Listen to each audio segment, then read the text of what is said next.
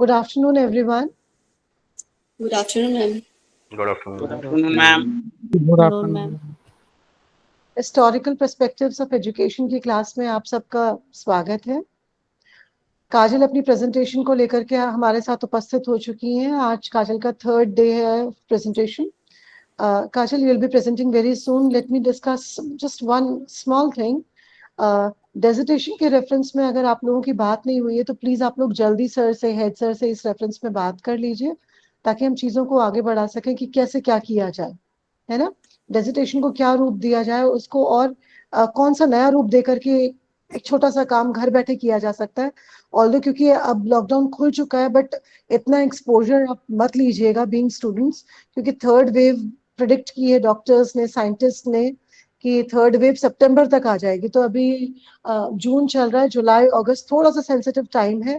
अंदर रहिए, वैसे भी बारिश में इन्फेक्शन का थोड़ा सा डर तो रहता ही है, इसलिए घर के अंदर रहिए, सेफ रहिए और काम को दूसरे तरीके से करने की कोशिश कीजिए। विदाउट डाटा कलेक्शन कैसे हम कर सकते हैं, किस तरीके से कर सकते हैं, थोड़ा सा इम्प्रोवाइज करेंगे अपने टॉपिक्स को और फिर काम करने की कोशिश करेंगे, है ना। Kajal, are you ready now? Yes, ma'am. Okay Kajal, Kajal is here with us अपना प्रेजेंटेशन लेकर के, program of action 1992। All the best Kajal, class is all yours. Good afternoon, class. हम लोग बात कर रहे थे plan of action. Good afternoon. हम लोग बात कर रहे थे प्लान ऑफ एक्शन 1992 की। इसमें हम लोगों ने इसके बैकग्राउंड की बात कर ली थी, इसकी रूपरेखा और इसके उद्देश्य क्या थे, इन सब की बात कर चुके हैं। साथ ही साथ इस पॉलिसी में क्या क्या संशोधन हुए हैं उसकी हमने बात की थी। और इस पॉलिसी को बनाने में जो समितियां बनी हैं, उन समितियों की और समितियों की अध्यक्षता किसने की है, उनके संक्षिप्त जीवन परिचय पे हम चर्चा कर चुके हैं। और इस पॉलिसी में जो कितने खंड दिए गए थे, किन खंडों में इनको विभाजित किया गया था, उनकी बात की थी। कल हमने जो इनमें जो प्रमुख संशोधन हुए थे उनकी बात करी थी, और उसमें हमने ये देखा था कि जो प्रमुख संशोधन हुए हैं, तो पॉलिसी में जो 12 भाग दिए गए थे, उन 12 भागों में से केवल खंड 3, 4, 5, 6, 8 और 10 में संशोधन हुआ है। तो और कल हम लोगों ने जो चर्चा की थी वो हम खंड 8 तक कर चुके थे। आज हम लोग खंड 10 की बात करेंगे कि इसमें इन्होंने किस प्रकार के संशोधन किए थे। खंड 10 शिक्षा का प्रबंध, इसके अंतर्गत इन्होंने केवल एक ही संशोधन किया था, और इन्होंने कहा था कि शिक्षा पर जो राष्ट्रीय आय का 6% खर्च हो रहा है, तो इन्होंने संशोधन करके इसमें ये कहा कि 6% से अधिक जीडीपी इसमें खर्च की जाए, तभी हम शिक्षा के व्यवस्था में प्रॉपर सुधार कर सकते हैं। तो ये हम लोगों के प्रोग्राम ऑफ एक्शन के मुख्य संशोधन थे। इसके बाद कोई भी चीज होती है तो उसके नेगेटिव और पॉजिटिव पॉइंट्स भी होते हैं। तो इसी के लिए हम आज बात करेंगे कि प्लान ऑफ एक्शन 1992 में कौन कौन सी मुख्य विशेषताएं पाई गई। इसमें एक मुख्य विशेषता ये थी कि इसमें स्वक्रिया और स्व अनुभव द्वारा सीखने पर बल दिया गया था। जैसा कि हमने देखा कि इसमें टेक्निकल और साइंस से रिलेटेड चीजों को सिलेबस में ऐड करने की बात करी गई। साथ ही साथ इसमें इन्होंने ये कहा था कि जो बच्चों के लिए आधुनिकतम पुस्तकें प्रदान की जाए, जिससे कि उनको पढ़कर बच्चों में अपनी एक रुचि डेवलप हो, और साथ ही साथ वो अधिक से अधिक ज्ञान को अर्जित करके अपने इंटरेस्ट के अकॉर्डिंग उसको अपने जीवन में प्रयोग कर सके। और जब इन्होंने टेक्निकल और साइंटिफिक चीजों को ऐड करने की बात करी, तो उसका मेन उद्देश्य यही था कि बालक उसमें करके सीखेगा। तो स्वक्रिया स्वयं करके और अपने अनुभव द्वारा सीखने पर इन्होंने बल दिया, ये इसकी एक मुख्य विशेषता थी। सेकंड इसकी विशेषता है शिक्षा का व्यावसायीकरण। इन्होंने व्यवसाय को शिक्षा से जोड़ने की बात करी, जिससे कि बालक आत्मनिर्भर बने और उसका जीवन सुखी हो, साथ ही साथ वो अपने इंटरेस्ट के अकॉर्डिंग किसी एक पर्टिकुलर स्किल को खुद में डेवलप करे, उसमें ट्रेनिंग ले और आत्मनिर्भर बन के अपना जीवन यापन कर सके। नेक्स्ट इसकी विशेषता है शिक्षा का स्वरूप। राष्ट्रीय एकता को ध्यान में रखते हुए इन्होंने एक समान शिक्षा व्यवस्था लागू करने की बात करी। 1968 की पॉलिसी में 10+2+3 का शिक्षा क्रम रखने की बात करी गई थी, जिसको आगे बढ़ाते हुए इन्होंने भी इसी शिक्षा व्यवस्था को आगे लागू करने की बात करी, जिससे कि राष्ट्र में एकता बनी रहे और सभी को शिक्षा का एक समान स्वरूप देखने को मिले और उससे सभी लोग अधिक से अधिक लाभान्वित हों।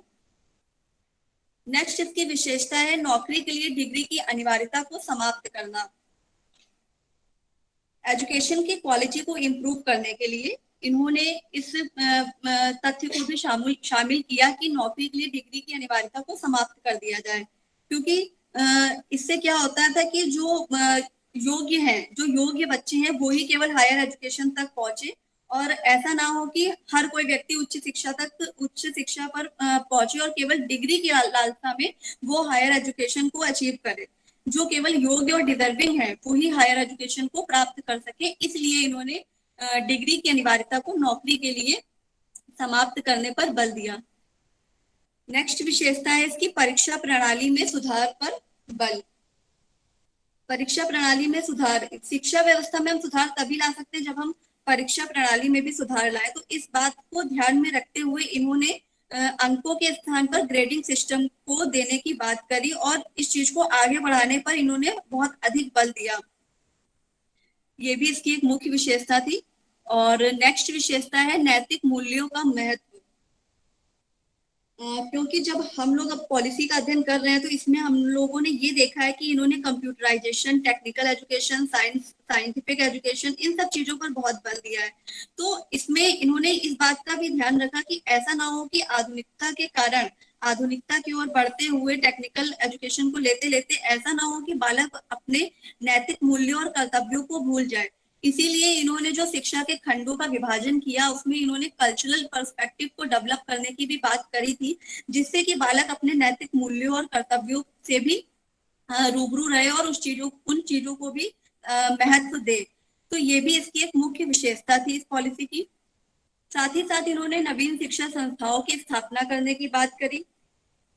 प्रोग्राम ऑफ एक्शन में जो संस्थाएं पहले से चल रही थी उनको तो इन्होंने इम्प्रूव करने की बात करी और आगे बढ़ाने की बात करी। साथ ही साथ इन्होंने राष्ट्रीय शोध संस्थान और ऐसे अनेक संस्थानों की स्थापना करने की बात करी, जिससे कि शिक्षा व्यवस्था को और अधिक इम्प्रूव किया जाए और शिक्षा के स्तर में एक नया चेंज लाया जा सके। नेक्स्ट इसकी विशेषता है खुले विश्वविद्यालयों की स्थापना करना। तो इसमें इन्होंने ये कहा कि ऐसे जो बालक थे जो किसी भी कारण से उच्च शिक्षा प्राप्त नहीं कर पा रहे थे, उन्होंने उनकी शिक्षा को आगे बढ़ाने के लिए खुले विश्वविद्यालयों की स्थापना पर बल दिया था, जिससे कि कोई भी बालक किसी भी तरह से शिक्षा से वंचित ना रह पाए। तो ये भी एक इसकी मुख्य विशेषता थी कि इन्होंने खुले विश्वविद्यालयों की स्थापना पर बहुत अधिक बल दिया। नेक्स्ट इसकी विशेषता है पिछड़े वर्गों के लिए शिक्षा।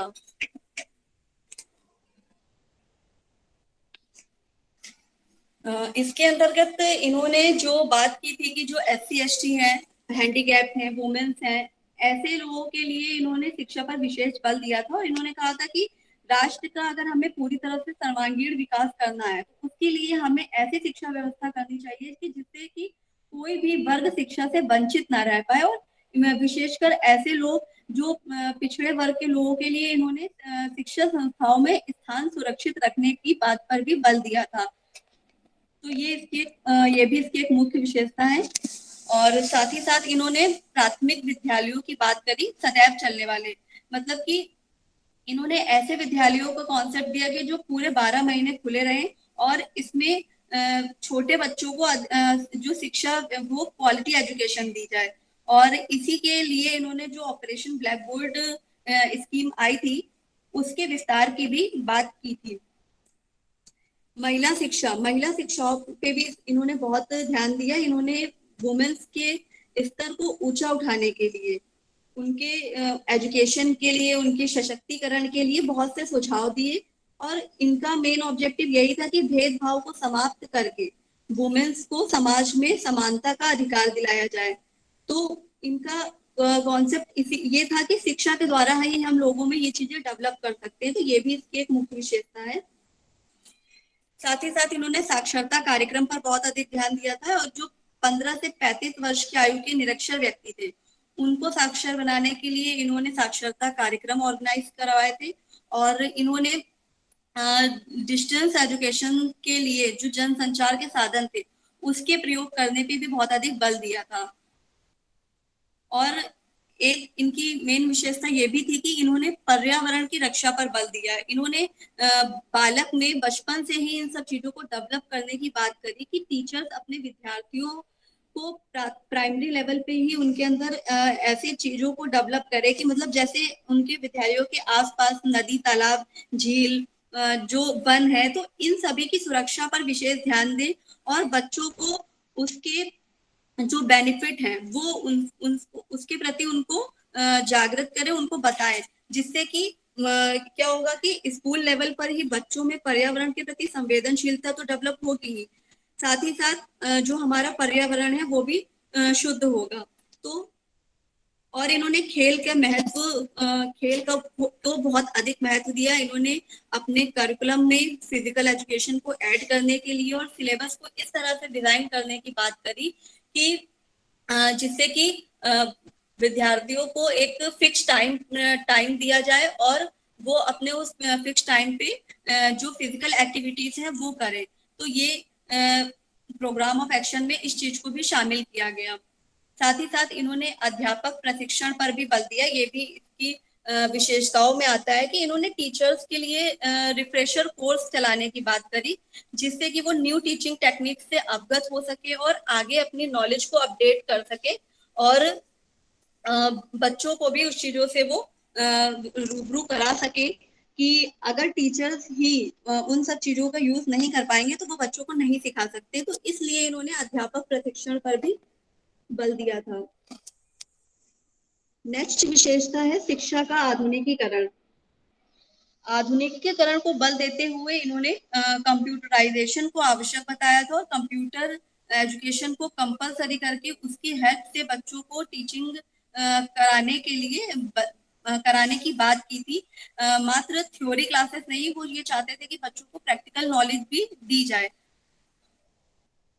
और साथ ही साथ इन्होंने जो रेडियो, टेलीविजन और वीडियो कैसेट्स में भी ऐसे एजुकेशनल प्रोग्राम ऑर्गेनाइज करने की बात करी थी, जिससे कि दूर दूर तक शिक्षा का प्रचार प्रसार हो सके। इसके अतिरिक्त इन्होंने नवोदय विद्यालयों की स्थापना पर भी बल दिया था। ये भी इसकी विशेषताओं में ही शामिल किया जाएगा कि ऐसे बालक जो डिजर्विंग है लेकिन किसी निम्न आर्थिक स्तर का होने के कारण या अन्य किसी कारण से वो 5th क्लास के बाद अपनी एजुकेशन को आगे नहीं बढ़ा पा रहे हैं, तो ऐसे बच्चों के लिए इन्होंने फ्री एंड कंपल्सरी एजुकेशन और आवासीय शिक्षा उपलब्ध कराने के लिए इन्होंने नवोदय विद्यालय की स्थापना पर बल दिया था। तो ये राष्ट्रीय एकता को भी, इस कॉन्सेप्ट से राष्ट्रीय एकता को बढ़ावा मिलता है कि हर वर्ग का व्यक्ति, हर वर्ग का बालक वहां पर शिक्षा ले सकता है बिना किसी भेदभाव के। साथ ही साथ इन्होंने ऑपरेशन ब्लैक बोर्ड के विस्तार करने की बात की थी। ये भी इसकी मुख्य विशेषता है कि इन्होंने इसको प्राइमरी लेवल से उच्च प्राइमरी लेवल तक बढ़ाने की बात की थी और वहां पे जो सुविधाएं दी जा रही थी उन सुविधाओं के विस्तारण की भी इन्होंने बात की थी। ये इनकी मुख्य विशेषताएं थी प्रोग्राम ऑफ एक्शन की। और जैसा कि हमने बताया कि अगर किसी का पॉजिटिव पॉइंट होते हैं तो कुछ नेगेटिव पॉइंट्स भी होते हैं। तो अगर हम संशोधित कार्यान्वयन कार्यक्रम की दोष की बात करें तो इसमें कुछ दोष भी पाए जाते हैं। पहला दोष इनका यही है कि इसमें जो ब्लैक बोर्ड योजना चल रही थी उसका ईमानदारी से क्रियान्वयन नहीं हो पाया। इसका कारण ये था कि योजना तो बहुत अच्छी थी और वहां पे इसका जो ईमानदारी से क्रियान्वयन इसलिए नहीं हो पाया, तो जो बीच के लोग होते हैं, जो मीडिएटर होते हैं या जो कुछ भ्रष्ट लोग ऐसे होते हैं हमारे बीच में, जो उन चीजों को सही से होने नहीं देते हैं। जैसे वहां जो भवन बनवाए गए या जो फर्नीचर वगैरह अवेलेबल कराई गई, जो कि इस योजना का उद्देश्य था कि हर विद्यालय में न्यूनतम सुविधाएं उपलब्ध कराई जाए, तो वहां पे उसमें धांधली हुई और जो भवन वगैरह बनवाए गए, फर्नीचर उपलब्ध कराए गए, उसका जो क्वालिटी थी वो बहुत ही निम्न लेवल की थी। तो ये इसमें दोष में इसको शामिल किया जा सकता है। सेकंड इसमें ये होगा कि नवोदय विद्यालय योजना का असफल होना। नवोदय विद्यालय की स्थापना इस उद्देश्य से की गई थी कि जो उपेक्षित जाति और निम्न आर्थिक स्तर के जो बच्चे हैं उनको प्रवेश मिले और उनकी जो योग्यता है उसको बाहर निकाला जाए और उनको आगे बढ़ने के अवसर प्राप्त हो। लेकिन इतने नियम कानून होने के बाद भी वहां पे हेरा फेरी हो रही थी और जो रियली डिजर्विंग कैंडिडेट थे उनको एडमिशन नहीं मिल पा रहा था। जो एक्चुअली में जिनके लिए वो योजना बनाई गई थी वो उस चीज का लाभ नहीं उठा पा रहे थे। तो ये इसके एक मुख्य दोष में इसको भी शामिल किया जा सकता है। थर्ड हमारा है उच्च शिक्षा के साथ खिलवाड़ होना। प्रोग्राम ऑफ एक्शन में एक तरफ हम लोग बात कर रहे थे हायर एजुकेशन में प्रवेश पर नियंत्रण की, और दूसरी तरफ यहाँ पर यह बात भी की जा रही थी कि जो हायर एजुकेशन है उसके अवसरों को इजिली सुलभ कराने के लिए ओपन एजुकेशन को बढ़ावा दिया जा रहा था।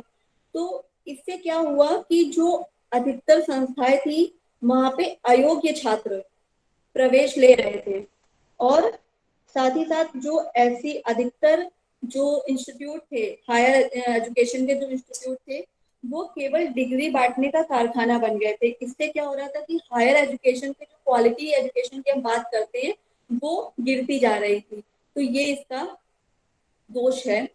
और इसके साथ ही इसमें आंतरिक मूल्यांकन का असफल होना, क्योंकि इसमें आंतरिक मूल्यांकन पर बल दिया गया था लेकिन वो योजना भी असफल होती दिखाई दी, क्योंकि राष्ट्रीय शिक्षा नीति और 1986 और प्रोग्राम ऑफ एक्शन 1992 में बाह्य मूल्यांकन की अपेक्षा आंतरिक मूल्यांकन की बात की गई थी। लेकिन जब संस्थाओं में इसे अप्लाई किया गया तो वहां उसका दूसरा रूप देखने को मिला, क्योंकि इस नियम का दुरुपयोग हो रहा था। क्योंकि इसमें ऐसे में क्या होता है जो टीचर्स और स्टूडेंट्स पे फेवरिज्म चलने लगता है, तो स्टूडेंट्स पढ़ने के अलावा और दूसरी चीजों पे ध्यान लगाते हैं। तो जो जिस कॉन्सेप्ट को ध्यान में रखकर जो ऑब्जेक्टिव इसको बनाया गया था वो पूरी तरह से फुलफिल नहीं हो पा रहा था। तो इस वजह से आंतरिक मूल्यांकन का जो इनका कॉन्सेप्ट था वो भी असफल होता हुआ दिखाई दिया। तो ये हमारे कुछ गुण और दोष थे प्रोग्राम ऑफ एक्शन के। लास्ट में हम बात करेंगे निष्कर्ष की। तो इसमें ये आशा की गई थी कि 1992 में जो संशोधन किए गए राष्ट्रीय शिक्षा नीति को उससे अधिक बल मिलेगा, और 5 वर्षों में किए गए जो प्रयास किए गए हैं उनसे जो एक्सपीरियंस मिला है उसका लाभ उठाया जाएगा, और प्रोग्राम ऑफ एक्शन 1992 शिक्षा के क्षेत्र में वांछित प्रगति लाने में सफल सिद्ध हो सकेगी। और हम ये भी कह सकते हैं कि कहीं ना कहीं ये जो सभी संशोधन इसमें हुए हैं राष्ट्रीय शिक्षा की नीति 1986 के अनुरूप ही थे, लेकिन बस इसमें इतना किया गया था कि जो सभी पॉइंट्स इसमें दिए गए थे उनको दृढ़ता से लागू करने की बात यहाँ पे की गई थी। बाकी सब कुछ एज इट इज था। और इसमें जो 23 शीर्षक दिए गए थे अगर हम देखें तो 1986 और प्रोग्राम ऑफ एक्शन में दोनों में बस मात्र इतना परिवर्तन हुआ है कि जो शीर्षक हैं उनकी भाषा में और क्रम में परिवर्तन हुआ है। बाकी सब एज इट इज है, कोई खास परिवर्तन नहीं हुआ है। बस जो प्रावधान दिए गए थे उनको बहुत और अधिक विस्तार करने की और दृढ़ता से लागू करने की बात इसमें की गई है। यहाँ पे हमारा प्रोग्राम ऑफ एक्शन 1992 खत्म होता है।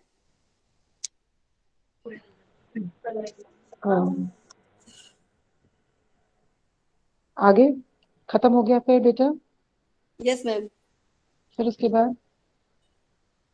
इसके बाद अगर अभी तक हमने जितना भी पढ़ाया है उसमें अगर आप लोगों को कुछ ना समझ में आया हो तो आप पूछ सकते हैं।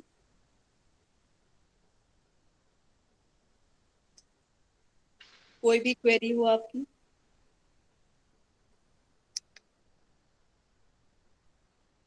आवाज आ रही है? बिल्कुल भरपूर। Yes ma'am. यस मैम आ रही। काजल आपने इतना अच्छा पढ़ाया है, मैं समझती हूँ सबको पूरा समझ में आया है, किसी को कोई क्वेरी नहीं है ना? जी और मैम।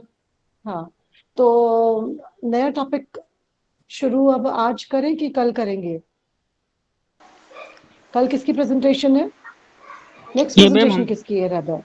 मैम पवन हमारी है। आपकी है? हाँ यस हाँ, मैम। तो ठीक है। पवन आप रेडी हैं क्या आज प्रेजेंटेशन के लिए? आज मैम हम कोविड का वैक्सीन लगवाने आए हैं मैम। अच्छा, तो वैक्सीन सेंटर से आप अटेंड कर रहे हैं क्लास?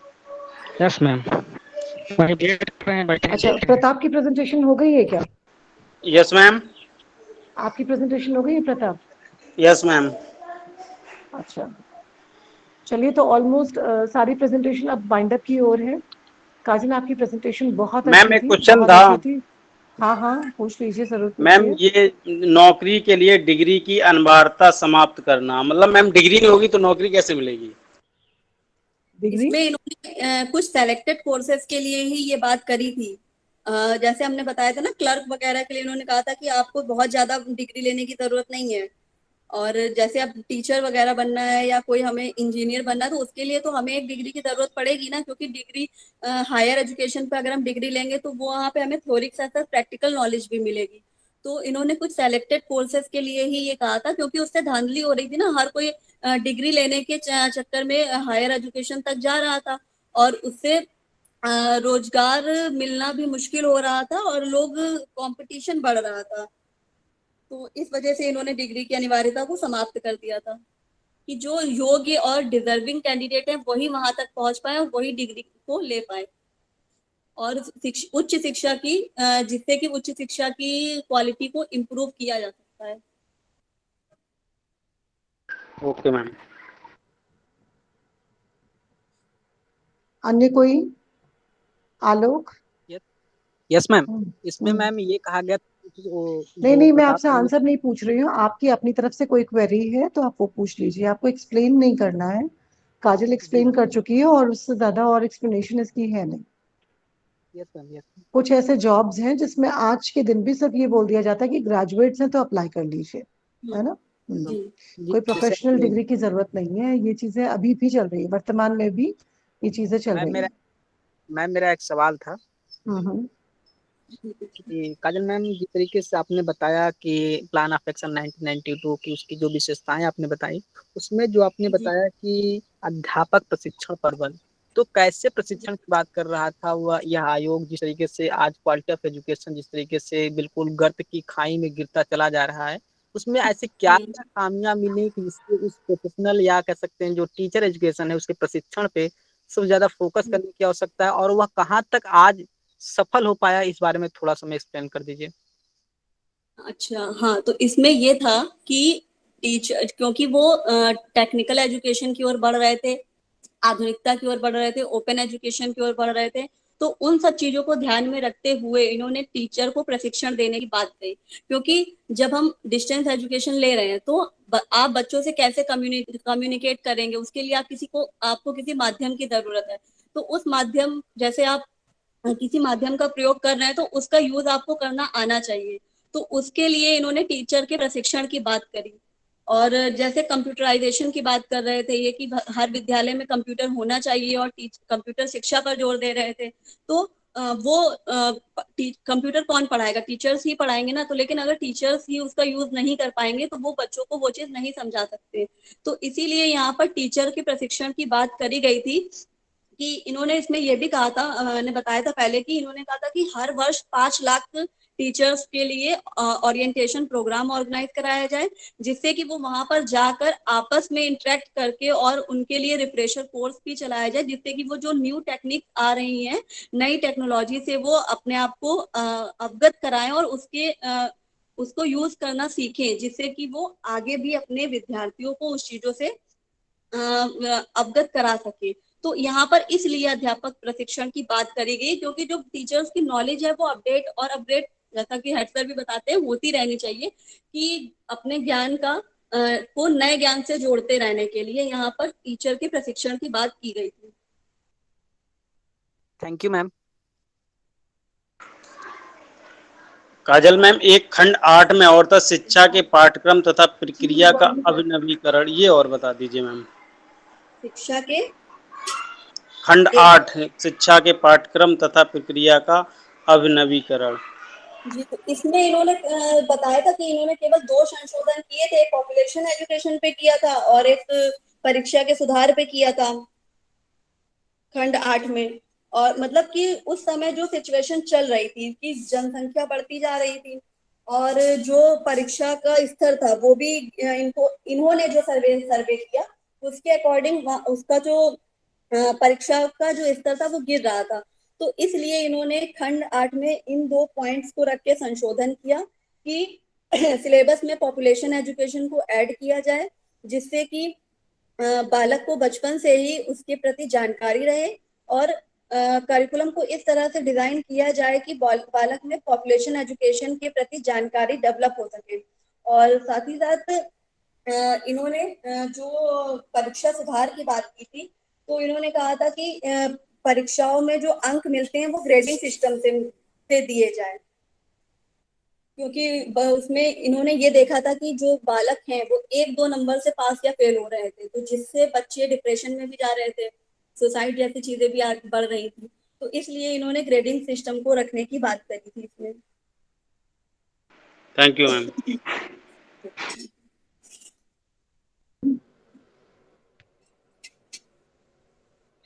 और किसी का कोई सजेशन हो या क्वेरी हो?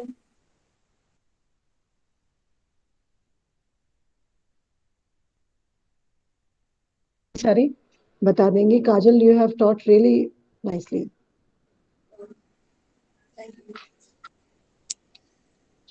मैं समझती हूँ सारी क्वेरीज काजल ने बहुत अच्छे से एक्सप्लेन कर दी। किसी को कोई क्वेरी नहीं है आगे, and the content is over. और 10 मिनट का समय है। मैं समझती हूँ अब सिचुएशंस ऐसी हैं कि पवन अब क्लास को स्टार्ट नहीं कर सकते नए सिरे से, तो कल मिलते हैं हम। इसी के साथ आज की मीट को कंक्लूड करते हैं। Thank you everyone. Thank you thank you ma'am. Ma'am. Thank you ma'am. Thank you thank you ma'am.